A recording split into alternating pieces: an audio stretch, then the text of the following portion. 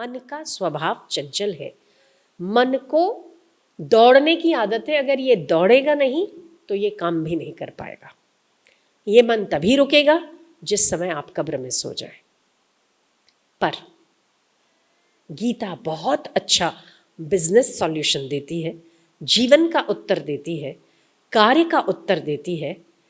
बहुत दो शब्द में अगर मैं कहूँ तो कृष्ण ने अर्जुन से कहा, स्थित प्रज्ञ, बुद्धि में विचलितता मत आने दो। मन विचलित रहे, मैं मानता हूं, इस बात को स्वीकार कृष्ण भी करते हैं कि वो चंचल है।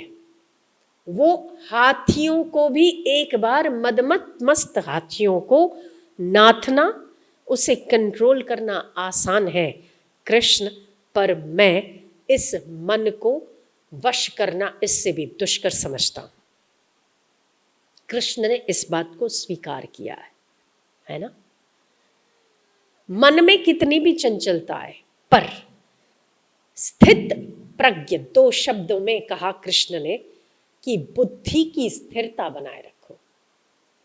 जिस वक्त आप निर्णय करते हो उस समय विचलितताओं से नहीं, अपनी बुद्धि को अलग रहकर सोच कर देखो कि इस समय मुझे क्या करना चाहिए।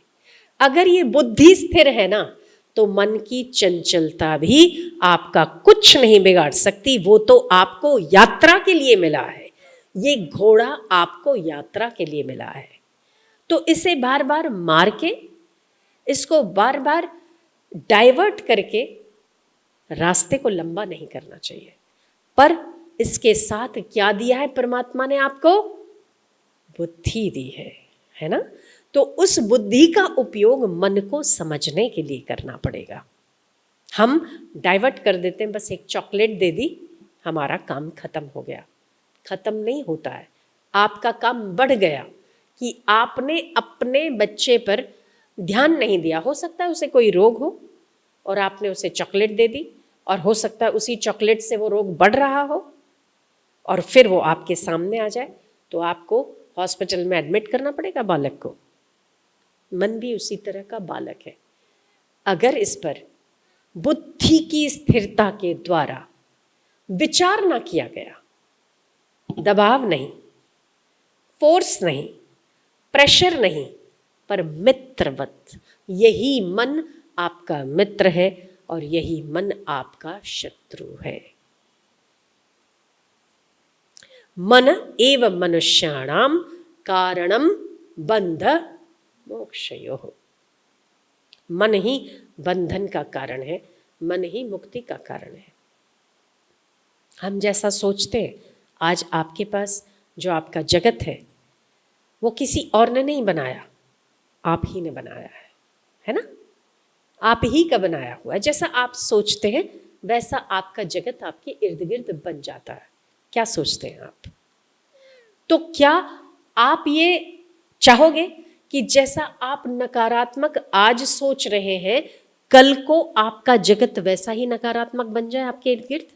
ऐसा सोचते हैं आप? ऐसा स्वीकार होगा आपको? नहीं ना। अगर नहीं तो स्थिर मति से सोचिए। स्थित प्रज्ञस्य का भाषा समाधिस्थस्य केशव, स्थित धी किम प्रभाषेत, किमासीत व्रजेत किम। स्थित प्रज्ञ, बुद्धि को मन से अलग करना है।